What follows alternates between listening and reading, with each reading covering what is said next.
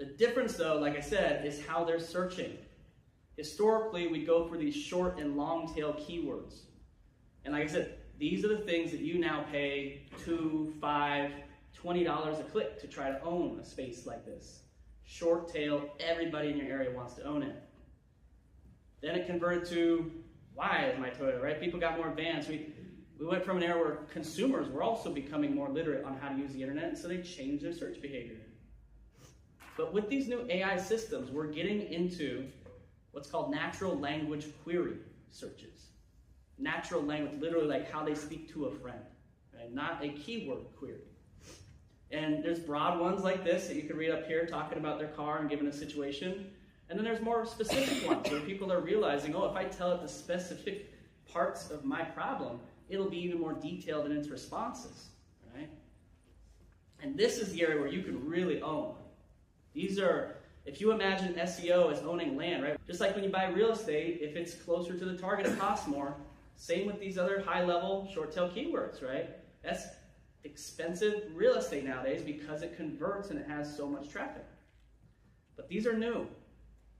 This is new real estate, and there's no stakes in this land yet. You can own that. So you can understand like volumes and how we laid this out and what kind of work we did.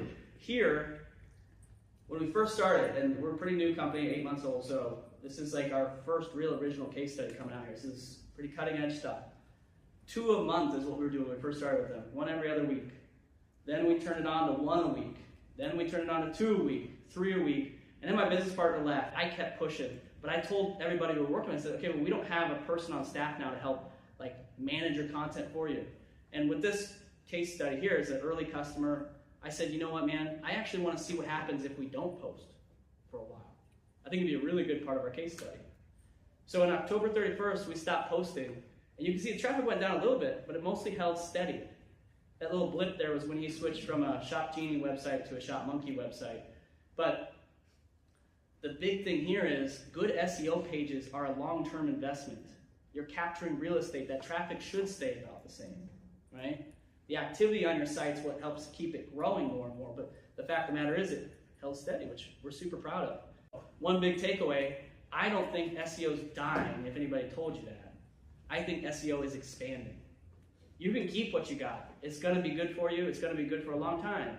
This is an opportunity to build bigger, to expand your land ownership, and to really capture a market that the rest of your competitors aren't going to be looking at, maybe for a long time.